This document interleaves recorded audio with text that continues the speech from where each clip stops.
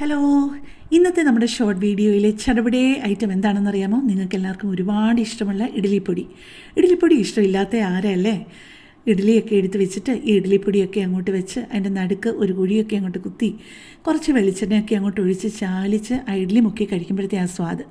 അപ്പോൾ കഥ അവിടെ നിൽക്കട്ടെ, ഞാൻ പെട്ടെന്ന് അതിൻ്റെ അളവുകൾ പറയാം. ഇപ്പം ഞാൻ 2 ടേബിൾ സ്പൂൺ വെളിച്ചെണ്ണയാണ് ആദ്യം ഒഴിച്ചു കൊടുത്തിരിക്കുന്നത്.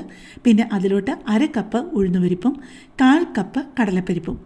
ഇത് രണ്ടും കൂടെ നമുക്ക് ചെറിയ ഫ്ലെയിമിലിട്ട് ഒന്ന് മൂപ്പിച്ചെടുക്കണം കേട്ടോ. ഒരുപാടങ്ങ് മൂക്കുകയല്ല, ഇനിയും കുറേ സാധനങ്ങൾ നമ്മൾ ഇതിനകത്ത് ചേർക്കാനുണ്ട്. ചെറിയ തീയിലിട്ട് ഇതൊന്ന് മൂപ്പിച്ച് ചെറിയ ഒരു നിറം മാറി വരുമ്പോഴേക്കും അതിനകത്തോട്ട് ചേർക്കാനുള്ളത് 15 വറ്റൽമുളകും 2 തണ്ട് കറിവേപ്പിലയുമാണ് ഇട്ട് കൊടുക്കേണ്ടത്. പിന്നെ നിങ്ങൾക്ക് നല്ല എരിവ് വേണമെന്നുണ്ടെന്നുണ്ടെങ്കിൽ ഒരു 17 18 വറ്റൽമുളക് ആകുന്നതിനും കുഴപ്പമില്ല കേട്ടോ. ഇനിയിപ്പോൾ അതിലേക്ക് 1 ടീസ്പൂൺ എള്ളും കൂടി ഇട്ട് കൊടുക്കണേ, വെളുത്ത എള്ള്. ഞാൻ 1/2 ടീസ്പൂണിൻ്റെ അളവ് സ്പൂണാണ് എടുത്തിരിക്കുന്നത്, അതുകൊണ്ടാണ് 2 പ്രാവശ്യം ഇട്ട് കൊടുത്തത് കേട്ടോ. ഇനിയിപ്പോൾ നമുക്ക് അതിനകത്തോട്ട് വേണ്ട ഒരു കാര്യം കൂടെ ഉള്ളൂ, ഒന്നല്ല 2 കാര്യം കൂടെ. കായപ്പൊടി വേണം, ഉപ്പും വേണം. കായപ്പൊടി വേണ്ടത് ഒരു 1/4 ടീസ്പൂണും ഉപ്പ് ചേർത്തത് 1 ടീസ്പൂൺ ലെവലായിട്ടുമാണ്.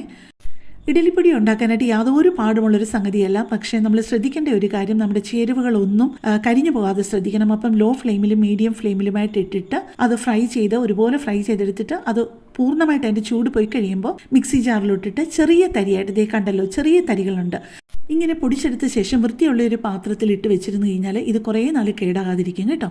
അപ്പോൾ കൂടുതൽ നല്ലൊരു വീഡിയോയുമായിട്ട് നമുക്ക് നാളെ കാണാം. താങ്ക്